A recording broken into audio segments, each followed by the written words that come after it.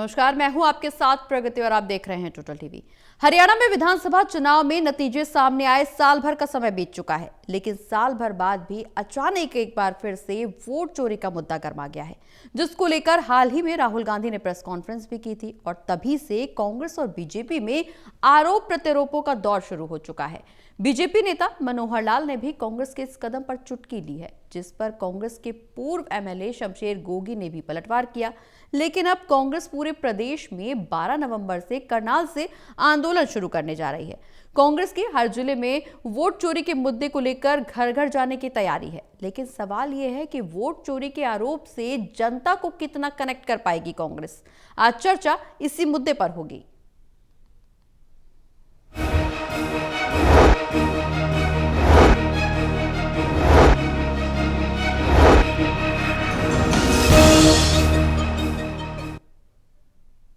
तो कांग्रेस के वोट चोरी के आरोपों पर जनता और राजनीतिक दल कितने सीरियस हैं और वोट चोरी के मुद्दे को घर घर ले जाकर कांग्रेस को कितनी और क्या सफलता मिलेगी, इस पर चर्चा करने के लिए हमारे साथ पैनल में मौजूद हैं associate editor Devendra Kathuria ji, associate editor doctor Mahesh Kumar ji और वीरेंद्र सोनी जी, जो कि वरिष्ठ पत्रकार हैं। इन्हीं से चर्चा को आगे बढ़ाएंगे, सवालों का सिलसिला शुरू करेंगे, लेकिन उससे पहले रिपोर्ट पर नजर डाल लेते हैं।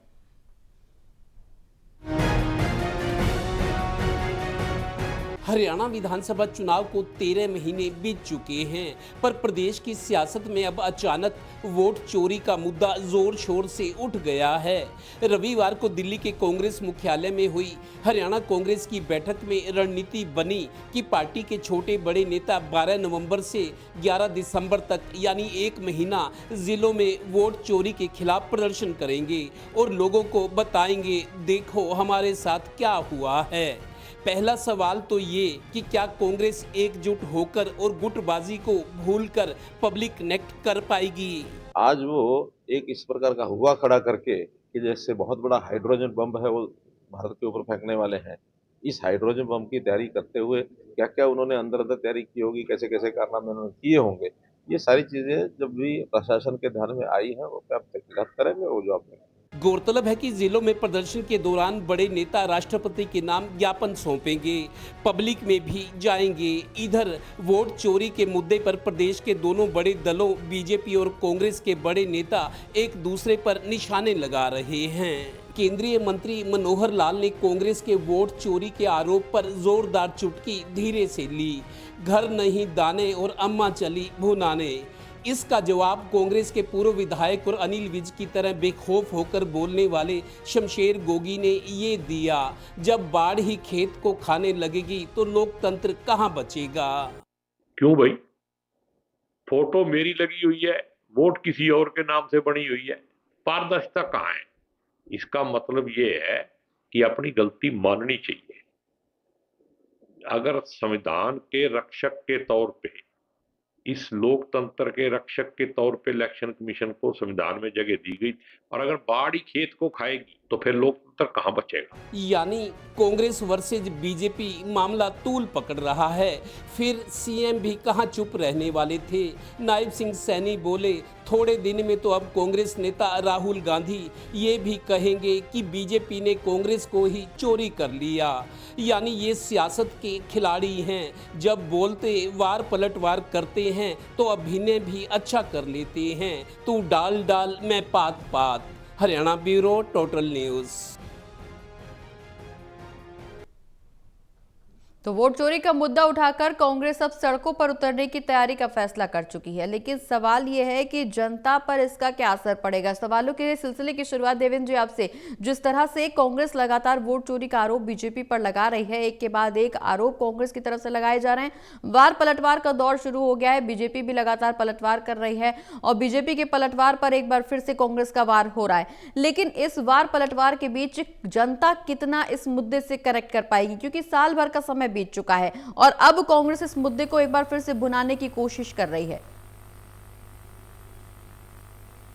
देखिए प्रगति, अगस्त में राहुल गांधी ने पहली दफा इस तरह का आरोप लगाया था कि बीजेपी ने वोट चोरी की है, वोट चोरी करके हरियाणा की सरकार बनाई, और जगह का भी नाम नहीं था। अगस्त में उन्होंने ये बात कही थी, 2 महीने पहले। लेकिन अब नवंबर चल रहा है, 5 नवंबर को दिल्ली में जो वो आरोप लगा रहे थे जो प्रेजेंटेशन देकर वो ये बताना चाह रहे थे कि मैं जो कह रहा हूं मेरे आरोप है, कांग्रेस जो कह रही जी। है उसमें सच्चाई है, उन्होंने जी। प्रेजेंटेशन जो दी उसके बाद ये मामला हाइप ले गया, जी लोगों में चर्चा का विषय बन गया। राहुल गांधी के बड़े आरोपों के बाद अब देखिए जवाब तो बीजेपी को देना था, जी आरोप प्रत्यारोप लगते रहे, लेकिन इसके बाद कल कांग्रेस की जो मीटिंग हुई है कांग्रेस हेडक्वार्टर पर कल, उसमें फैसला हुआ कि 1 महीने तक जिलों में प्रदर्शन करेंगे, बड़े नेता छोटे नेता सब मौजूद रहेंगे। जी अब 12 नवंबर मतलब आज 10 तारीख है, परसों बुधवार से, कहते हैं बुध काम शुद्ध, शायद बुधवार चुना गया है, तो बुधवार से लेकर 11 दिसंबर मतलब 1 महीना शुरुआत करनाल से होगी जो सीएम सिटी 10 साल तक रहा है जी। और एक कार्यक्रम खत्म होगा गुरुग्राम में जो हरियाणा का सबसे चमकदार जिला है जी। तो 1 महीने तक कांग्रेस ने सारा होमवर्क कर लिया है। इसके लिए बकायदा कोऑर्डिनेटर भी बनाए गए हैं जी। और जो सांसद हैं कांग्रेस के या जो लोकसभा चुनाव हारे हैं वो चेयरमैन रहेंगे, एक तरह से सबसे वरिष्ठ रहेंगे प्रदर्शन में। उसके बाद जो विधायक बने हैं या विधायक का चुनाव हारे हैं उनको दूसरे नंबर का मतलब जिम्मेदारियां दी जाएंगी जिलों में। कुल मिलाकर अब स्थिति है कि 1 महीना कांग्रेस ने प्रदर्शन की बात की है, तो अचानक क्योंकि राहुल गांधी के 5 नवंबर के प्रेजेंटेशन के बाद आरोप लग रहे थे, लेकिन कांग्रेस ने कल जो फैसला लेके हम पब्लिक में जाएंगे राष्ट्रपति के नाम क्या मतलब कांग्रेस इस मुद्दे को गरमाए रखना चाहती है, सरकार पर दबाव बना रही है। और दूसरा उसका मकसद ये है प्रगति, कांग्रेस ये चाहती है जिलाध्यक्ष तो बन के 1.5-2 महीने हो गए लेकिन अभी जमीन पर कुछ खास काम नहीं हो रहा। इस बहाने से कांग्रेसी घरों से निकलेंगे, एक्टिवेट होंगे, सक्रिय नजर आएंगे, उनमें मारक क्षमता को डेवलप करें वो, ये 2 मकसद है। और इस मुद्दे को देखिए, अगर राहुल गांधी और कांग्रेस के ये जो आरोप हैं बड़े वोट चोरी करके सरकार बना जो आरोप लगा रहे हैं, अगर इसमें मेरे को लगता है 50%, 40%, 30% भी ये कांग्रेस साबित कर पाई है राहुल गांधी, तो आप समझिए बड़ा सियासी मुद्दा बनेगा। बिल्कुल, क्योंकि अब तो बिहार के चुनाव कल ही है बिल्कुल दौर के, लेकिन इसके बाद चुनाव होने हैं 2026 में, 27 में, तो पूरे देश में कांग्रेस इस मुद्दे को एक बड़ा हथियार बना सकते हैं तब जब राहुल गांधी अपने आरोपों को कुछ फीसद 20, 30, 40, 50% तक सही साबित करें। और मैं प्रगति एक बात ये भी कहता हूं, इसमें जो गड़बड़ियां हैं वोटर लिस्ट में, ना तो बीजेपी दोषी है ना कांग्रेस। दरअसल मैं इसको चुनाव कर्मचारी जो थे, जो मुख्य निर्वाचन अधिकारी जो लोकसभा विधानसभा चुनाव करता है, मुख्य निर्वाचन अधिकारी होता है प्रदेश में, उन्होंने जो जिलों में जो कर्मचारी लगाए थे, यहाँ एक नायब तहसीलदार होता है इलेक्शन, नायब तहसीलदार जिलों में, वो वोट काटने बनाने का काम, ऐड करने का, संशोधन, एड्रेस चेंज जिला स्तर पर होते हैं, और वो डिप्टी कमिश्नर चूंकि रिटर्निंग ऑफिसर होता है उनके तहत काम करते हैं। तो मैं इस जो वोटर लिस्टों में फोटो किसी का, नाम किसी का, एक आदमी के नाम 10 वोट, एक आदमी के नाम 50 वोट, एक ब्राजीलियन एम्बेसडर का ब्राजीलियन मॉडल जो थी उसका जो फोटो लगा है, आज उसका भी बयान आया है कि मैं उसका एक बयान आया आज मीडिया में कि मैं कोई मॉडल नहीं हूं, मैं तो हेयर ड्रेसर हूं, मैं हेयर ड्रेसर मेरा पेशा है। मेरी फोटो को मेरे प्रोफाइल से कोई भी डाउनलोड कर सकता है और मुझे ये डर है कि मेरा करियर ना खराब हो जाए। 8 साल पहले का ये फोटो है, वो बता रही, आज उनका भी बयान आया है मॉडल का, जो ब्राजीलियन मॉडल है कि 22 वोट डाले हैं। तो देखिए, फोटो किसी की, नाम किसी का गलत एड्रेस, कोई मर गया उसका वोटर बना हुआ है, जो आदमी जिंदा है उसका वोट नहीं, ये गड़बड़ियों का सारा दोष मैं मुख्य निर्वाचन अधिकारी और जिलों की जो टीम है उनको दूंगा। बाकी ये पॉलिटिकल मामला है, आरोप प्रत्यारोप। जी ठीक है महेश जी, जिस तरह से वोट चोरी के आरोप को लेकर के अब सड़कों पर उतरने की तैयारी कांग्रेस की तरफ से की जा रही है, इससे जनता कितना करेक्ट कर पाएगी? क्योंकि साल भर का समय तो बीत चुका है। अगर अन्य राज्यों का जिक्र करें तो बिहार में भी लगभग चुनाव अब खत्म होने की कगार पर है, सेकेंड फेज का वोटिंग कल होनी है। ऐसे में इस मुद्दे को लेकर के कांग्रेस जितना भुनाने की कोशिश कर रही है, बीजेपी उतना ही इस मुद्दे को लेकर के चुटकी लेने के मूड में है। क्योंकि मनोहर लाल का जिस तरह से बयान सामने आए, घर में नहीं दाने अम्मा चली भुनाने, इसके अलावा अभी हाल ही में सीएम सैनी के बयान का जिक्र करें तो उनका साफ तौर पर कहना है कि कांग्रेस इस तरह से बयानबाजी कर रही है, इस तरह से आरोप लगा रही, कल को यह भी कह सकती है कि कांग्रेस को ही बीजेपी ने चुरा लिया। तो बीजेपी भी इनके आरोपों से सीरियस नहीं दिख रही है। हालांकि बीजेपी कितनी सीरियस है या नहीं सीरियस है ये एक अलग मुद्दा है, लेकिन जनता इस मुद्दे को लेकर के, इस आरोप को लेकर के कितना कनेक्ट महसूस कर पाएगी? देखिए, जनता के कनेक्ट का जहाँ तक सवाल है तो मुझे लगता है कि हाल फिलहाल जो मौजूदा वक्त है उसमें जी।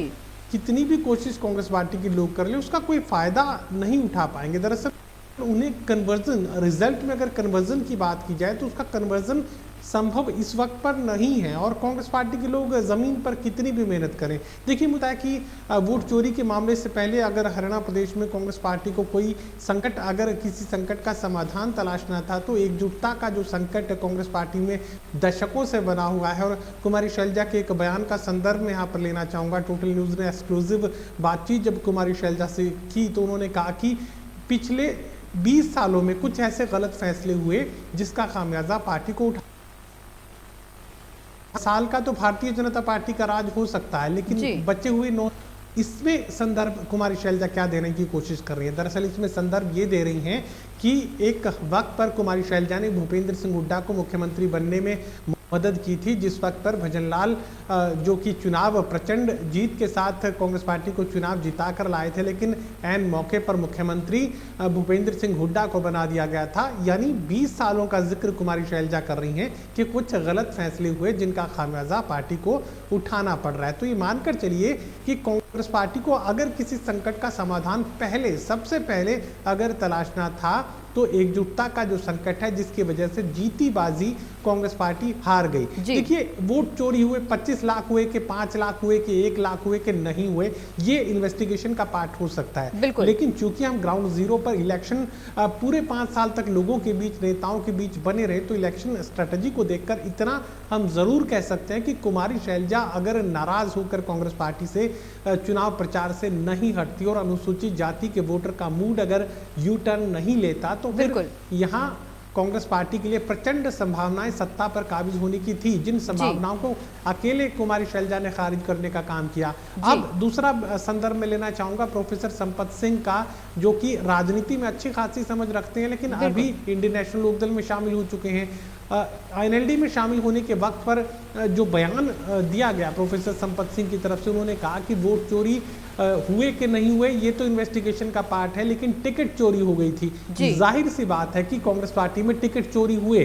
अगर कांग्रेस पार्टी को संकट तलाशना था तो पहले टिकट चोरी का समाधान, संकट का समाधान तलाशना था। उसके बाद अगर कोई समाधान तलाशना था तो एकजुटता को लेकर जो संकट आज भी हरियाणा प्रदेश में कांग्रेस पार्टी पर बरकरार है, उस संकट का समाधान तलाशना था। और तीसरे पायदान पर यह काम किया जा सकता था कि वोट चोरी के मुद्दे को लेकर कांग्रेस पार्टी के लोग हरियाणा की सड़कों पर उतरते। और अब भी आप देखेंगे कि वोट चोरी के इस मुद्दे को लेकर यहां तारीखों की घोषणा, कैलेंडर तो जरूर घोषित कर दिया गया, लेकिन जब ग्राउंड जीरो पर इसे अमली जामा पहनाने का वक्त आएगा तो उस वक्त आप देखेंगे कि टुकड़ों में बटी हुई कांग्रेस नजर आएगी। अगर शैलजा के लोग नजर आए तो हुड्डा के लोग नहीं आएंगे, अगर रणदीप सिंह सुरजेवाला के लोग नजर आए तो भूपेंद्र सिंह हुड्डा के साथ ही नहीं होंगे। यानी यहां पर जो कि हम अक्सर कांग्रेस पार्टी को लेकर हरियाणा प्रदेश में कहा करते हैं कि यहां नेताओं की कांग्रेस है, राहुल गांधी और सोनिया गांधी की कांग्रेस हरियाणा में कहीं नहीं है। बिल्कुल बीरेन जी, जिस तरह से महेश जी ने भी जिक्र किया, एकजुटता की कमी साफ तौर पर हरियाणा चुनाव के दौरान भी देखने को मिली, लोकसभा चुनाव के दौरान भी कांग्रेस में देखने को मिली, और अब जो आंदोलन शुरू किया जा रहा है, जो प्रदर्शन शुरू करने की तैयारी कांग्रेस की तरफ से की जा रही है वोट चोरी के खिलाफ, उस दौरान भी संभवतः इस तरह के तस्वीरें निकल करके सामने आ सकती है। लेकिन समझने वाली बात यह है कि जब बिहार में चुनाव हो रहे हैं तो हरियाणा चुनाव के नतीजों पर वोट चोरी का आरोप लगा करके प्रदर्शन की तैयारी की जा रही है।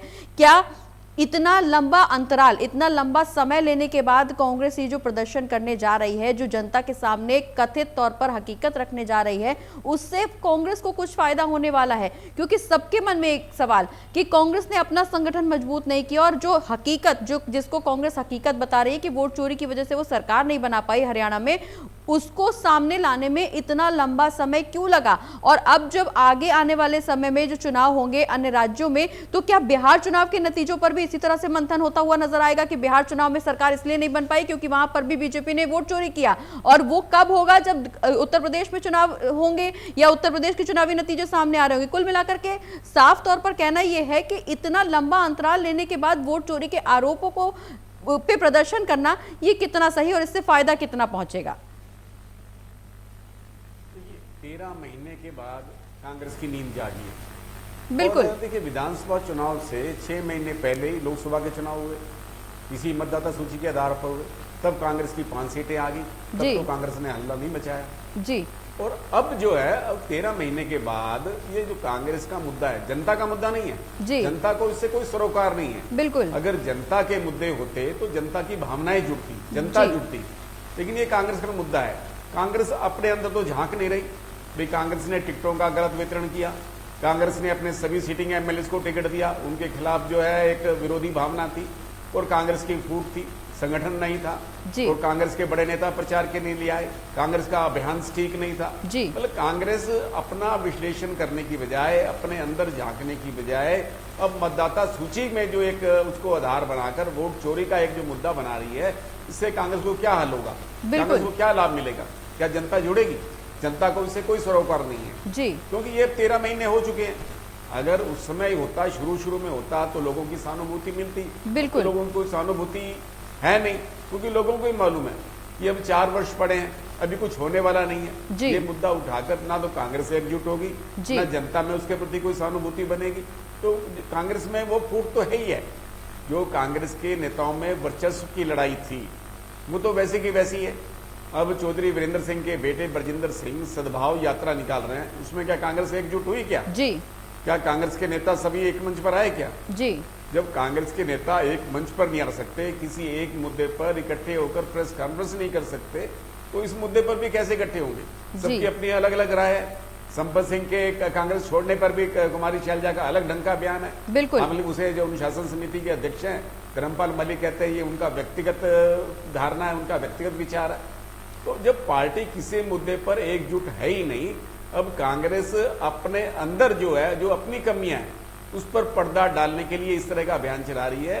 देखिए, अभियान तो चलना चाहिए, कोई ना कोई गतिविधि रहनी चाहिए, सक्रियता रहनी चाहिए जी। लेकिन सक्रियता का मुद्दा ऐसा होना चाहिए जिससे जनता का जुड़ाव हो। बिल्कुल। जब मतदाता सूचियों का ड्राफ्ट प्रकाशित होता है, जब आपको समय दिया जाता है आपत्ति करने का, उस समय कांग्रेस के कार्यकर्ता कहाँ थे, बूथ प्रमुख कहाँ थे? बिल्कुल बिल्कुल। तो कांग्रेस उस समय तो कोई आपत्ति की नहीं। बिल्कुल। जब मतदान हुआ तब कोई आपत्ति नहीं की। बिल्कुल। तो अब जो है, अब उसके बाद जो है, अब लाठी पीटने का कोई फायदा नहीं है। बिल्कुल बिल्कुल। अब कांग्रेस को वो जो भी अपना अभियान, अगर जनता के मुद्दों के लिए अभियान छेड़ा होता तो जनता भी साथ जुड़ती, लोगों की सहानुभूति भी मिलती, कार्यकर्ताओं में उत्साह आता, लेकिन कार्यकर्ताओं में तो कोई उत्साह है ही नहीं। बिल्कुल। ऐसा नजर नहीं। फिर बाद नगर निगम के चुनाव भी हुए जी भाई, अगर उसके बाद विधानसभा के बाद नगर निगम के भी तो चुनाव हुए हैं जी, उसके अंदर भी कौन सा कांग्रेस का वो रहा? बिल्कुल। तो कांग्रेस को कोई सफलता नहीं मिली। बिल्कुल। तो इस तरह कांग्रेस को अपनी नैतिकता और अपनी कमियों को स्वीकार करना चाहिए। कांग्रेस अपनी कमियों से मुंह मोड़ रही है। बिल्कुल देवेंद्र जी, सवाल यहाँ पर ये भी, जिस तरह से इलेक्शन कमीशन और बीजेपी पर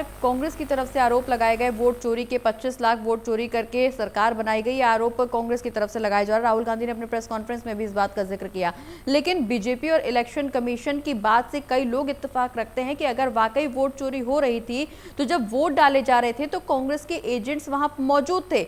उस दौरान इस बात को लेकर के आपत्ति क्यों नहीं जताई गई, क्यों नहीं शिकायत उठाई गई, क्यों नहीं शिकायत दर्ज करवाई गई? अब 1 साल का जब समय बीत गया तो वापस से एक नंबर से सीढ़ी चढ़ते हुए फिर आंदोलन की शुरुआत हो रही है, फिर वही पूरी भूमिका बनाई जा रही है और जनता के बीच अपनी बात रखने की पूरी कोशिश की जा रही है। लेकिन उस समय आवाज क्यों नहीं उठाई गई? देखिए प्रगति, ये सही बात है। उस टाइम चुनाव के टाइम एक तो कांग्रेस का संगठन मजबूत नहीं था, गुटबाजी हावी थी। जिस तरीके से आपको बताऊं, नामांकन का जो आखिरी दिन था जी, बीती रात 2 बजे 3-4 टिकट थी, जिसमें पानीपत ग्रामीण की टिकट थी। रात को टिकट काटी गई जी, जिसमें 3 या 4 सीटें थी विधानसभा की। पानीपत ग्रामीण की टिकट रात को 1:30 से 2 बजे के बीच फैसला हुआ जी। जिसको उम्मीद थी उसको नहीं मिली, जिसको नहीं उम्मीद थी उसको टिकट मिल गई। सुबह नामांकन का आखिरी दिन था, जबकि बीजेपी ने अपने उम्मीदवारों का ऐलान 2 किस्तों में किया था, 20-25 दिन महीना पहले और बाद में 10-12 दिन पहले, मेरे को ध्यान है। बिल्कुल। तो उन्होंने एक राउंड भी लगा लिया अपने विधानसभा क्षेत्र का। कांग्रेस अभी टिकटों पर अटकी हुई थी, बिल्कुल, क्योंकि गुटबाजी थी, खींचतान थी। शैलजा रूठ गई, सुरजेवाला को सिर्फ ये था कि मेरे को अपने बेटे को जितवाना है। तो कांग्रेस के जो अंदरूनी हालात थे, शायद उसका असर कार्यकर्ताओं पर भी था। वो मतलब पूरे मनोबल के साथ, क्षमता के साथ चुनाव नहीं लड़ रहे थे, क्योंकि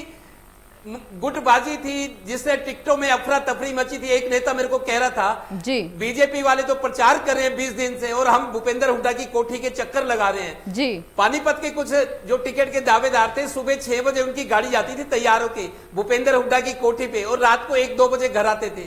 जी मैंने उनके ड्राइवर से पूछा एक नेताजी के ये सोते कब है नेताजी, उनका ये कहना था सुबह 6 बजे चले जाते रात को 1-2 बजे आते हैं, गाड़ी में ही सो जाते हैं। टिकटों की ये मारामारी थी और टिकटें देर से बटी, ठीक तरह से नहीं बिटी। और दूसरी बात मैं आपको प्रगति ये भी बताऊं जी, जैसे कोई व्यक्ति रोता है ना सामने वाले को उसकी हमदर्दी लेने के लिए, उसको दिखाने के लिए कि मैं दुखी हूं, कोई रोता है।